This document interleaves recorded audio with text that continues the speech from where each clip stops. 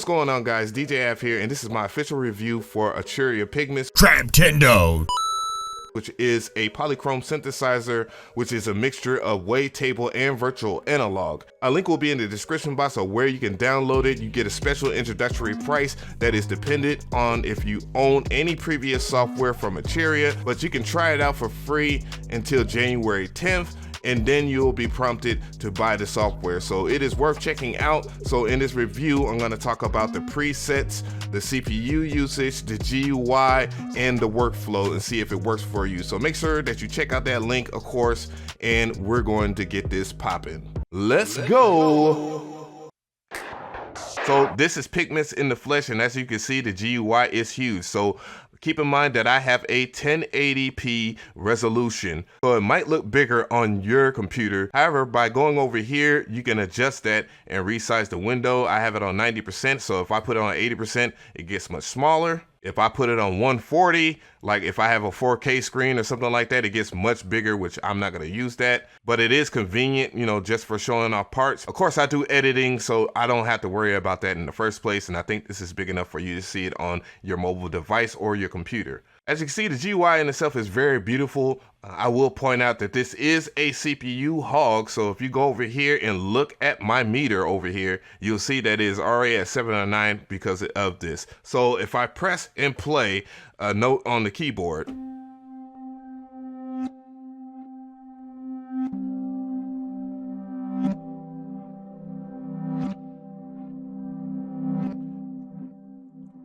my biggest issue off top is that the sound designers probably have better computers than the average person, so it might be a little crazier than usual, but I will show you how to make CPU efficient presets off top here as we go into the interface here. So breaking down the different parts, you have two different pages. You have an engine 1 and an engine 2. As you can see right now in engine 1, I am in the wavetable synthesizer, but you can also select an analog, virtual analog synthesizer as well. So let's talk about the analog synthesizer in itself. As you can see, you get access to 3 oscillators in which you have your chorus, which is your semitones, and you have syncing, so you can sync to your BPM. And you have your waveforms over here where you can select where you have your typical sine, triangle, sawtooth, and square. You can adjust the width of all of these right here. So let's go ahead and adjust those. And you can adjust the filter mix and the volume. So you can either parallel, so you can get filter 1 and 2, which is over here. The modules of that is over here. So I had an issue with trying to find the initial preset so I can make my own sounds. And of course, you know, that's not Arturia's fault, but all I had to do was go down here to template where you have analog triple VCO, bitimbral, default, or first look tutorial. Now there are other options, of course, and I think I should have did that the first time. Now I'm going to go to default so we can go ahead and start all over again. And now we're going to go ahead and select this right here. Well, I'm going to go over here and select analog here, and let's see how it sounds right now. We have a sawtooth here and it sounds very good. It's pretty quality. So I'm going to go ahead and drop the semitones or drop the tone over here. So I'm going to go ahead and drop the octaves on my keyboard manually.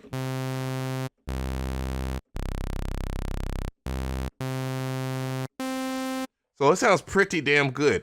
I want to hear the sine wave,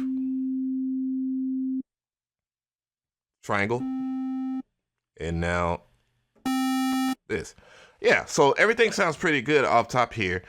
I do, again, want to show you that you can do the filter mix here. And let's go ahead and talk about the filters since we have already talked about it. So you have multi-modes, you have SEM, and then you have mini, surgeon, comb, phaser, and format. Now, these are pretty dope filter types that you have to pick from off top here.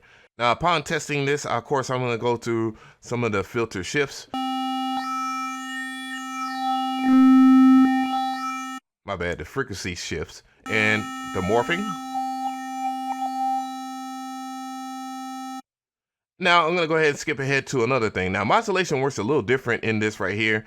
Now I noticed that one of the main things that I could not find off top was if we go down to these tabs over here, I didn't see the modulation matrix. Now you have this plus sign over here where you can click on this plus sign and then you start bringing up all of your modulation options here.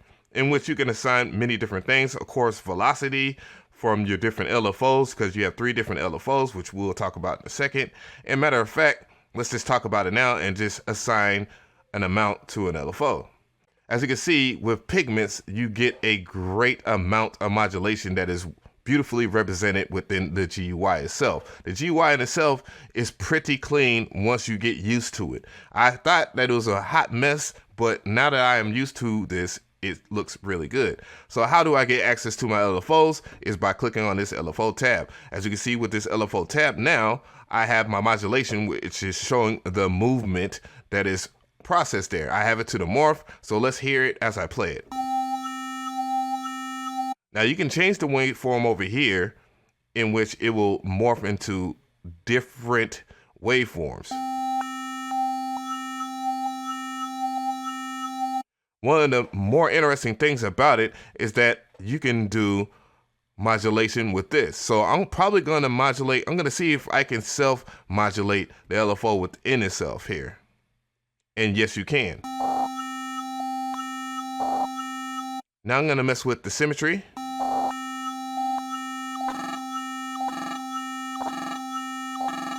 Now I have something really interesting. Of course, keep in mind, I'm only using one of the oscillators right now. You can access the other oscillator by going and changing the volume.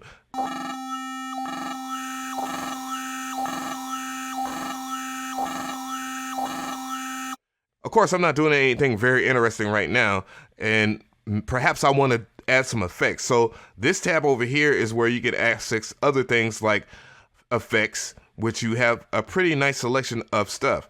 Now, over here is where things get even more interesting, as I can select a reverb, nothing, multi-filters, add more filters, of course, and a parameter EQ, which looks like this, compressor, which looks like this, distortion, overdrive, wave folder, bit crush, chorus, flanger, phaser, stereo pan, delay, and reverb. So I'm just gonna go with the reverb. As you can see, the reverb is very quality.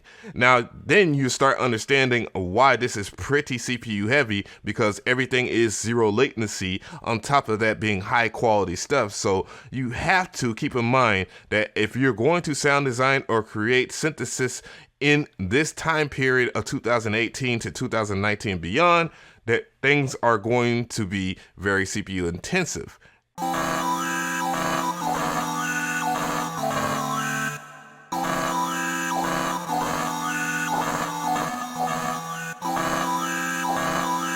So we're going to go over here to the envelope tab.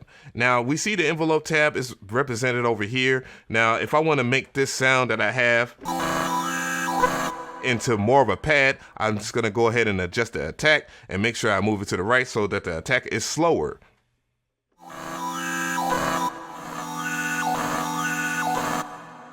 Perhaps I want to add more release, which will be kind of contradictory of me having the reverb in the first place, and that would be represented in display of these keys. Now that I'm not playing it on the keys right now, you can see that there is more release than it was previously, and that the sound drags. Now, if I want to make a pluck, of course, I'm going to go over here and I'm going to decrease the sustain, and I am going to maybe decrease the release so you can hear that it's more plucky. So, of course, maybe I want to add more release. Of course, I can add that. And now you can see that you can do many different things here. Now, you do have 3 envelopes to work with. And yes, you can add modulation to these. Oh my gosh, that is crazy.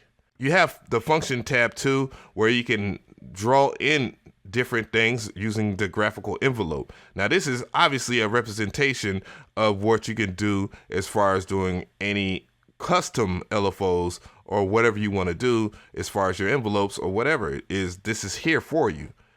You also have random. Now, this is very, very interesting because randomization also helps with many different aspects of sound design. Any parameter with a plus sign can also be selected for your micros as well. So perhaps you might want to select a micro. You can do so by pressing the plus sign and assigning it there. Now let's talk about the wavetable part of this. Now this is where things get very interesting for Pigments, because Pigments allows a lot of frequency modulation. We are here with a sound, let's hear it. And we have some crazy stuff that we can select. Of course, you have different modes that you can do. You can turn off morph. And you also can look at the 2D version of that wavetable. And you can select many different ones and import your own. Where Pigment shines that over something like Serum is the fact that you can import your folder no matter where it's at. You don't have to put it into that folder. So I have some pretty weird sounds here.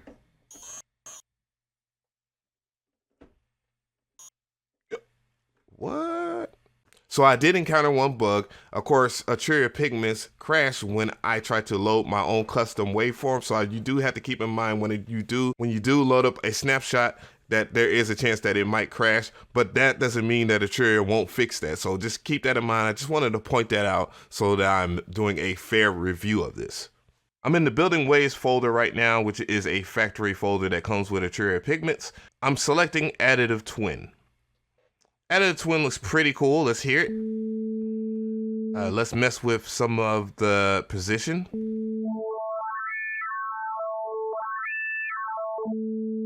So you can see it's pretty good. I'm going to go ahead and set this to an LFO for the meantime here. I'm going to go up on the LFO and the amount. I'm going to pull up the LFO tab. And I'm going to select the waveform here, and I'm going to have it self-oscillate.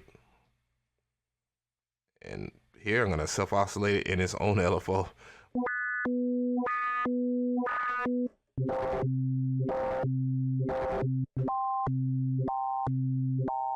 Now you're starting to see the magic between this now. As you can see, it's pretty good, and it is pretty damn manageable in CPU usage over here, as it's only taking about 6 or 7, 8, and I'm using a lot of modulation with the GUI reflecting that. Now you have frequency modulation over here.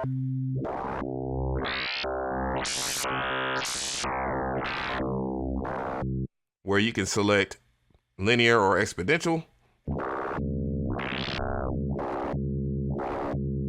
Whoa, that is crazy. And then you have phase modulation, which does some really dope stuff.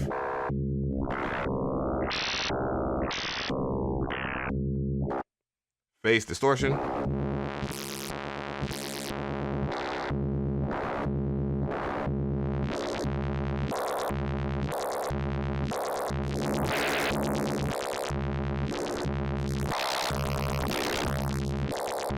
And wave folding as well, which I just got into, where you can select different waveforms and whoa. So you can really tear up your sounds and do some crazy stuff. So I'm pretty sure the dubstep heads or the trap-tendo monsters out there that like to do crazy stuff within their track are enjoying this, because I am. And we're going to go over to the sequencer. Now this is where things start becoming very sexy here. Now you have a sheer amount of crazy stuff that you can do here with the ARPs. By selecting ARP, you will have it on, and then you have your different modes. Of course, it will be as played, but we're going to go ahead and select random, which if you press one note, it won't do anything until you start playing a harmony. Now that we're playing the harmony, now you start hearing different things where you can select the octaves here, and you can do different velocities, and you can do trigger probabilities, gain, length, and slide. Which slide is just like your portamento slides.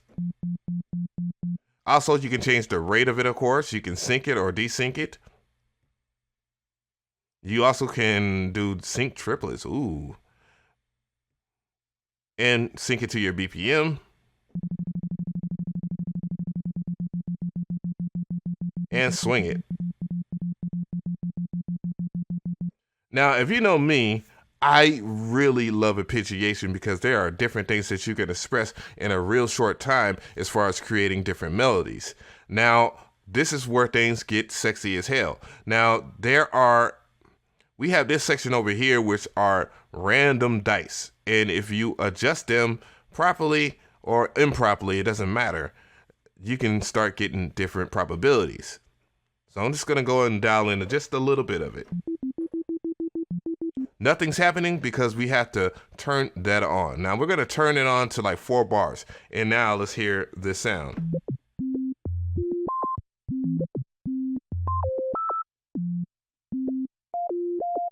So I'm going to go ahead and add an effect here. I want to splash some reverb on this. So let's turn on the dry wet.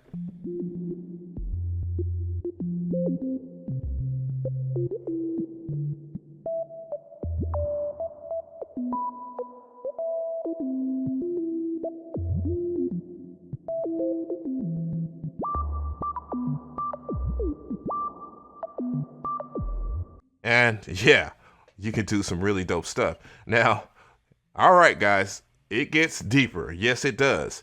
Now, going to this sequencer section, you can actually predict what you really want in terms of your pitch. Now, I'm going to go and I'm going to select a major since I'm playing like a C major scale. And you can, of course, adjust the randomization if you're not happy with it. So I'm going to go ahead and reset and have randomization maybe to about that percent.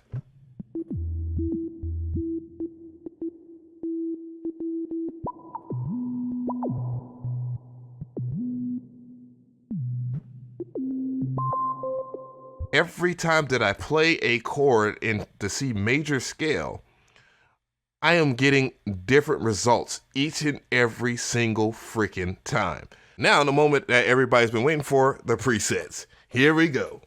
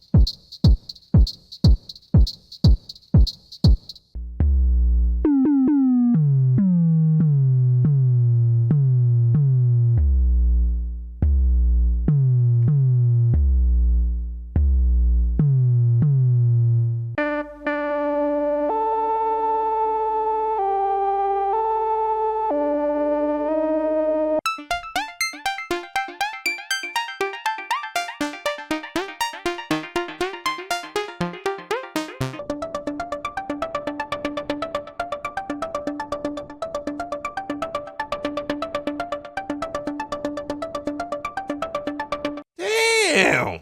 Wow. So coming in. So keep in mind that you have to make CPU efficient presets that will work within your song. So with all that said, damn, I can't help but to give this a stamp of approval.